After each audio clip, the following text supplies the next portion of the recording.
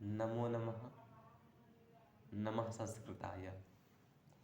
या देवी सर्वभूतेषु मातृरूपेण संस्थिता। नमस्तस्यै नमस्तस्यै नमस्तस्यै नमो नमः। हम लोग रघुवंश महाकाव्य का अध्ययन कर रहे हैं और इस रघुवंश महाकाव्य में हम लोगों ने पूर्व के 4 श्लोकों का अध्ययन किया, ठीक। जिसमें पहला श्लोक है हमारा वागर्थाविव संपृक्तौ वागर्थ प्रतिपत्तये जगतः पितरौ वंदे पार्वती परमेश्वरौ।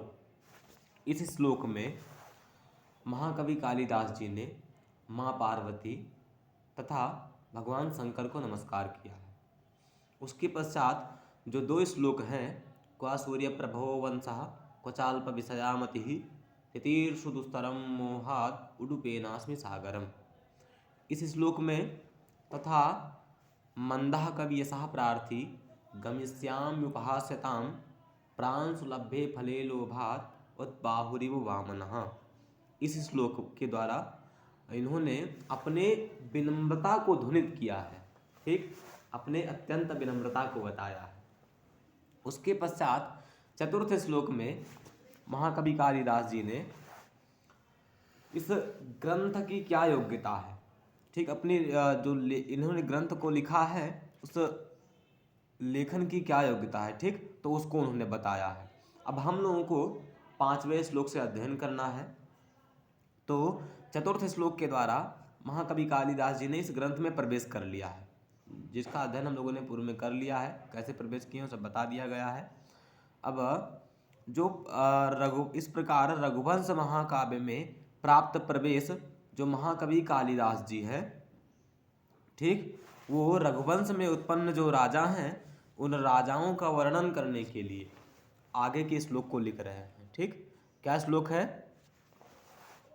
सोहमाजन्म शुद्धानाम आफलोदय कर्मणाम असमुद्रक्षितीसानाम आनाकरथ वर्तमनाम, ये श्लोक है, ठीक। तो देखिए यहाँ से क्या होता है, ये 5वें नंबर का श्लोक है। उसके पश्चात 6, 7 और 8 तथा 9 इन 5 श्लोकों के द्वारा उन्होंने रघुवंश में उत्पन्न जो राजा है ना, उन राजाओं के बारे में बताया है। तो 9वां श्लोक है रघूणामन्वयं वक्षे तनुवाग विभवोऽपि सन् तद्गुणैः कर्णमागत्य चापलाय प्रचोदितः।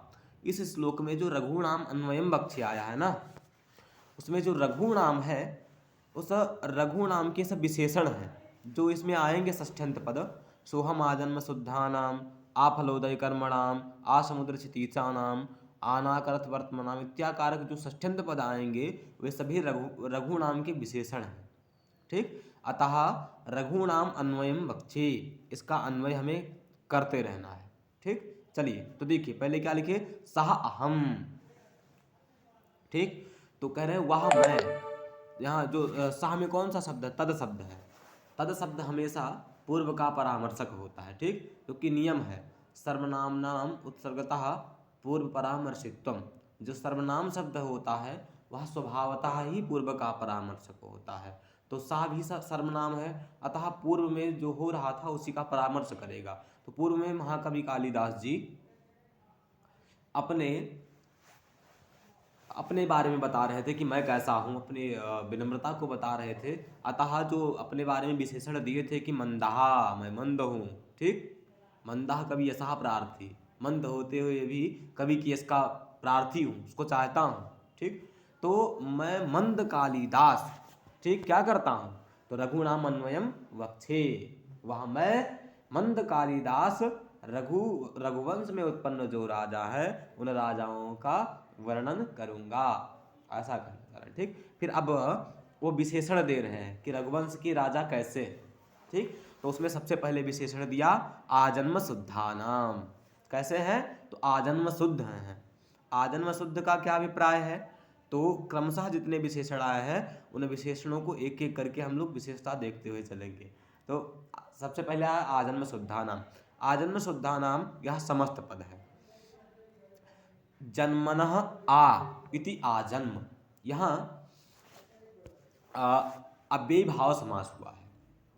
जन्मन शब्द तथा जन्मन शब्द का आंग अव्यय के साथ मर्यादा अर्थ में अव्ययम विभक्ति समीप समृद्धि से लंबायमान सूत्र के द्वारा समास हो गया है। ठीक, तो आजन्मनः आजन्म बना है। ठीक, और जन्मनः आ इति आजन्म, तेषाम आजन्मनां क्षम्यताम आजन्म, तो आजन्म शुद्धानाम, जो जन्म से ही पवित्र, शुद्ध इत्यस्य पवित्र इत्यर्थः, तो जन्म से ही क्या है, शुद्ध हैं। तो आजन्म शुद्धानाम रघुणाम अन्वयम बक्षे, जो जन्म से ही पवित्र है, जिनका क्या कर दिया गया है, गर्भाधान आदि संस्कार कर दिया गया है, ऐसे जो जन्म से ही पवित्र रघुवंश में उत्पन्न राजा है, उनका अन्वयम वक्षे। समझ में आया? चलिए आगे है आफलोदय कर्मणाम। आफलोदय कर्मणाम में भी यह समस्त पद है, यहाँ भी समास हुआ है। तो फलस्य उदयः इति फलोदयः,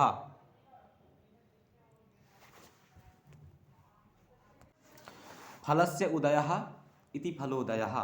ठीक, और फलोदयात आ इति आफलोदयम, यहाँ पर भी आंग अव्यय का अभिविधि अर्थ में, ठीक, अव्ययम विभक्ति समीप इस लंबायमान सूत्र के द्वारा समास हो गया है, तो आफलोदयम बना है।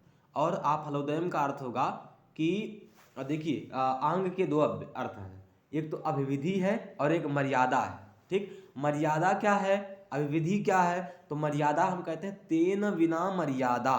ठीक, और अभिविधि क्या है, तो तत्सहितो अभिविधि, यानी तो देखिए यहाँ यदि हम मर्यादा अर्थ ले लेते हैं तो अर्थ होगा कि फल के बिना, फलस्य उदयः, यानी फलोदय के बिना ही, जब तक मतलब फल का उदय हो चाहे तो मतलब फलोदय के बिना ही कर्म करने वाले। ठीक, ऐसा अर्थ हो जाएगा कि, और यदि अभिविधि अर्थ ले लेते हैं तो फलोदय पर्यंत, जब तक फल की उत्पत्ति नहीं हो जाती थी, फल का उदय नहीं हो जाता था, तब तक कर्म करने वाले। ठीक, तो फलोदय पर्यंत, जब तक फल की प्राप्ति नहीं हो जाती थी तब तक कर्म करने वाले जो रघुवंश उत्पन्न राजा है, उनका अन्वयम बक्षे, मैं उनका वर्णन करूंगा, ऐसा कह रहे कालिदास। ठीक, ये दो विशेषण हो गए। उसके पश्चात आया आसमुद्र क्षितीसानाम।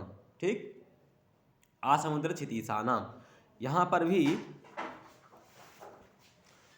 क्षितेह ईसा इति क्षितीसः। ठीक, तथा समुद्रात आ इति आसमुद्रम, यहाँ भी यह समस्त पद है। ठीक, यानी समुद्रात समुद्र पर्यंत, यहाँ पर भी जो आंग अव्यय है वह अभिविधि अर्थ में है। ठीक, तो समुद्र पर्यंत जो क्षितीश थे, ठीक, पृथ्वी के जो राजा थे, ऐसे जो रघुवंश में उत्पन्न राजा है, उनका अन्वयम बक्षे, मैं उनका वर्णन करूंगा। जाने फिर क्या आया, आनाकरथ वर्तमानाम। ठीक, आनाकरथ वर्तमानाम इत्यत्र नाकात आ इति, अथवा नाकात आ इति आनाकम। ठीक, तथा रथस्य वर्त्म इति रथवर्त्म, आनाकम रथवर्त्म येषां ते आनाकरथ वर्तमानः, तेषां आनाकरथ वर्तमानाम। यहाँ पर देखिए नाक मतलब होता है स्वर्ग। ठीक, तो नाक पर्यंत, यहाँ पर भी जो आंग अव्यय है वह अभिविधि अर्थ में है, तत्सहितो अभिविधि ही। ठीक, तो नाक पर्यंत यानी स्वर्ग पर्यंत जिनके रथ की गति है, ऐसे जो रघुवंश में उत्पन्न राजा है, उन राजाओं का वर्णन करूंगा। अगर एक बार सामान्यतः देख लेते हैं तो क्या कहे, सोहमा जन्म शुद्धानाम आफलोदय कर्मणाम आसमुद्र क्षितीसानाम आनाकरथ वर्तमानाम। तो वह मैं मूर्ख कालिदास आजन्म शुद्धानाम, जो जन्म से ही पवित्र है, शुद्ध हैं, तथा आफलोदय कर्मणाम, यानी फल प्राप्ति, जब तक फल की प्राप्ति नहीं हो जाती थी तब तक कर्म करने वाले, तथा आसमुद्र क्षितिशानाम यानी समुद्र पर्यंत जो जिनका राज्य है, तथा आनाक रथ वर्तमानाम यानी स्वर्ग पर्यंत जिनके रथ की गति है, ऐसे जो रघुवंश में उत्पन्न राजा है उन राजाओं का वर्णन करूँगा। ऐसे रघुनाम अन्वयम वक्षे।